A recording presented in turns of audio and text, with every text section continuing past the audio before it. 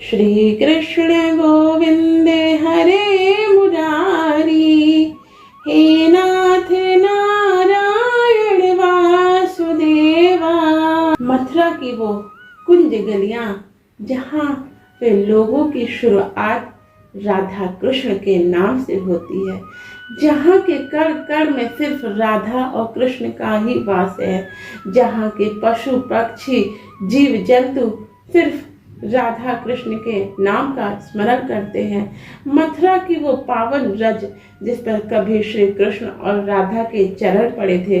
धन्य है वो मथुरा की वो पावन गलियां जिसमें कभी श्री कृष्ण खेला करते थे, माखन चोरी करके लोगों का मन मोह लिया करते थे। धन्य है वो मथुरा पावन नगरी जहाँ पर श्री कृष्ण ने लाखों हजारों भक्तों का उद्धार किया था, आज भी करते हैं। यूँ तो भगवान श्री कृष्ण के बहुत से भक्त हैं जिनका आपने नाम सुना होगा, जिनके बारे में शास्त्रों में पढ़ा होगा, पर कुछ ऐसे भी भक्त हैं जिनका ना कभी आपने नाम सुना होगा, ना ही कभी शास्त्रों में पढ़ा होगा। आज मैं ऐसे ही एक भक्त का प्रसंग आप सभी को सुनाने जा रही हूँ, जिनका नाम काले खान था। वे अपने परिवार के साथ मथुरा में ही रहा करते थे। वे एक निम्न मुस्लिम परिवार से थे। उनके दादा परदादा कई सालों से सफाई कर्मी के रूप में कार्यरत थे। काले खान जी जब बड़े हुए तो कान्हा के मंदिर के बाहर सफाई का काम उन्हें सौंपा गया। मुस्लिम धर्म के होने के कारण उन्हें मंदिर में पांव रखने की भी इजाजत नहीं थी। मंदिर का वो दिव्य वातावरण, घंटों की गूंज, भक्तों के भजन उनके दिल को छू लेती थी।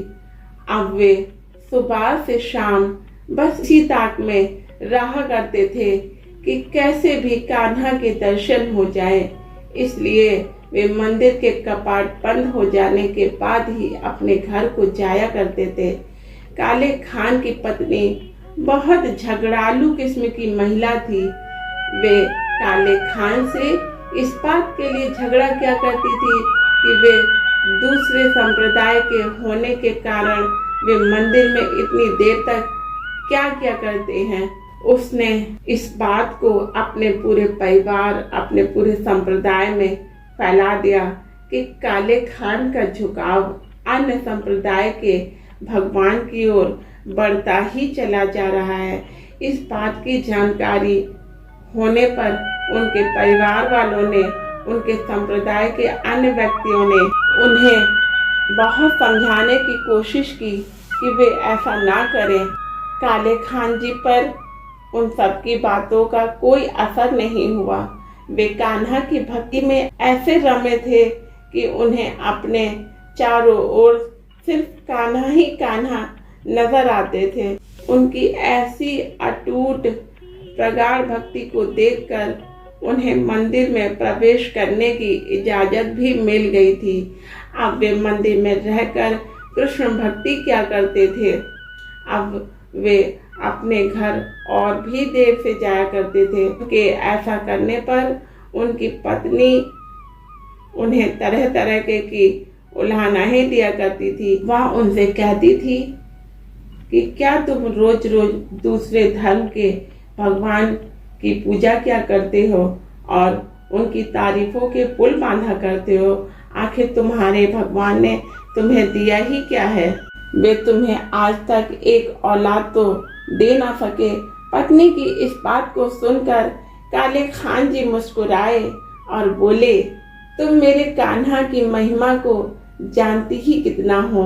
अरे जिसने यह सृष्टि रचाई हो उसके लिए तो यह सिर्फ पलक झपकाने जैसा है। इतना कहकर वे वहां से मंदिर की ओर बढ़ गए।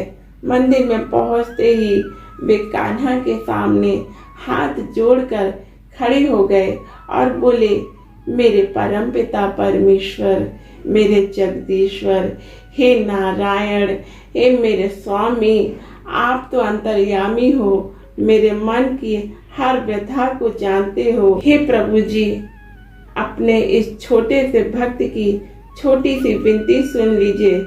यूँ तो मुझे पूरा विश्वास है कि मेरे लिए जो उचित होगा आप वही करेंगे, पर क्या करे जगदीश्वर, यह संसार इस भक्त और भगवान के इस अद्भुत मिलन पर सदैव प्रश्न चिन्ह लगाता रहता है।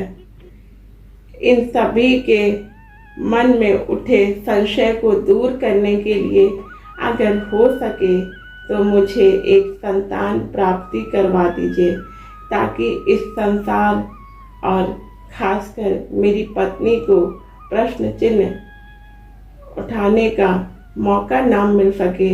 इतना कहकर वे प्रभु की भक्ति में लीन हो गए। इस घटना के ठीक 1 महीने बाद श्री हरि के आशीर्वाद से उनकी पत्नी गर्भवती हो गई और ठीक 9 महीने बाद उन्हें एक पुत्र रत्न की प्राप्ति हुई। इस घटना के बाद काले खान जी की भक्ति और बढ़ती चली गई। अब वह बालक भी धीरे धीरे बड़ा होने लगा। देखते ही देखते 10 वर्ष का हो गया। अब वे अपने बालक को मंदिर ले जाने लगे। एक बार की बात है, जब काले खान साहब प्रभु की भक्ति में लीन थे, तब न जाने कहां से एक काले विषैले सर्प ने उनके उस बालक को डस लिया और अब वो मूर्छित होकर वहीं पर गिर पड़ा। काले खान जी को इसकी जरा से भी भनक नहीं लगी। वे तो अपने प्रभु की भक्ति में ही लीन थे। धीरे धीरे यह खबर मंदिर के चारों ओर फैल गई और धीरे धीरे यह बात उनकी पत्नी तक भी पहुंच गई। उनकी पत्नी को जब यह बात पता चली तो वह तेजी से भागते हुए मंदिर में आई और उन्होंने झकझोर कर काले खान को बुलाया। खान साहब ने देखा कि उनका इकलौता पुत्र बेहोश होकर जमीन पर गिर पड़ा है, जिसके मुंह से झाग निकल रहा है और उसका शरीर नीला पड़ गया है। उनकी पत्नी उन्हें तमाम तरीके की उल्हानाएं देने लगी और कहने लगी, देखा तुम्हारे भगवान ने क्या किया। भगवान कुछ नहीं होते। तुम्हारे इकलौते पुत्र को इतनी कम उम्र में तुमसे छीन लिया। क्या फायदा ऐसी भक्ति करने का। जब उन्होंने पास जाकर उस बच्चे को हिलाया, तब उन्हें ज्ञात हो गया कि यह बच्चा अब इस दुनिया में नहीं रहा। यह बात पता चलते ही उनकी पत्नी ने उन्हें तमाम तरीके की उल्हानाएं देने लगी। वो लगातार निरंतर उल्हानाएं देती ही जा रही थी। पत्नी की इन उल्हानाओं को सुनते जा रहे थे, परंतु वे अपने मुख से कुछ नहीं बोल रहे थे। बस एक टक कान्हा को निहारे जा रहे थे। मानो ऐसा लग रहा था हाथों में मुरली लिए प्रभु से कह रहे हैं मेरे पास कि हे भगवान, ये आपने क्या अनर्थ कर दिया। अगर इस बालक को देकर साथ चलो, अल्प आयु में ही वापस बुलाना था, तो इसे मुझे क्यों सौंपा। अब इस समाज को और अपनी पत्नी को बातें बनाने का मौका मिल गया। हे भगवान, हे केशव, हे मुरलीधर, ऐसा ना कर, यह मेरी आपसे प्रार्थना है, क्योंकि अगर आज यह बालक दुनिया से चला जाता है तो यह सिर्फ मेरी ही हार नहीं होगी, बल्कि मेरे जैसे करोड़ों लाखों भक्तों की आस्था की हार होगी। ना कहकर उनके नेत्रों से अश्रुओं की धारा बहने लगी। उनके पवित्र मन को देखते हुए कान्हा का दिल भी पिघल गया। तब उन्होंने अपना चमत्कार दिखा दिया। लगभग 5 मिनट के बाद वह बालक एकदम से उठकर खड़ा हो गया। मंदिर में मौजूद प्रत्येक व्यक्ति और काले खान की पत्नी को अपनी आंखों पर विश्वास ही नहीं हो रहा था कि ऐसा कैसे हो सकता है। जो बालक 5 मिनट पहले तक प्राण विहीन मूर्छित पड़ा था, वह एकदम से कैसे सामान्य होकर खेल कूद रहा है। बालक से पूछे जाने पर उसने बताया कि एक मोर मुकुटधारी सांवले वर्ण का हाथों में मुरली लिए एक बालक मेरे पास आया। उसने मेरा हाथ पकड़ा और उसने कहा, मेरे साथ चलो। वह मेरा दोस्त था।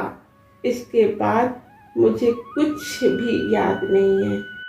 काले खान जी के साथ उनकी पत्नी को भी यह बात अब समझ में आ चुकी थी कि उनके बालक के प्राणों के संकट को हरने वाला और कोई नहीं है, वह स्वयं मुरलीधर थे। काले खान जी के साथ साथ अब उनकी पत्नी भी भगवान की परम अनन्य भक्त हो चुकी थी। इसीलिए तो कहते हैं, हरि कथा अनंत है, हरि नाम अनमोल, जीवन सफल हो जाएगा, बस हरि हरि ही बोल, बस हरि हरि ही बोल। जय श्री कृष्ण।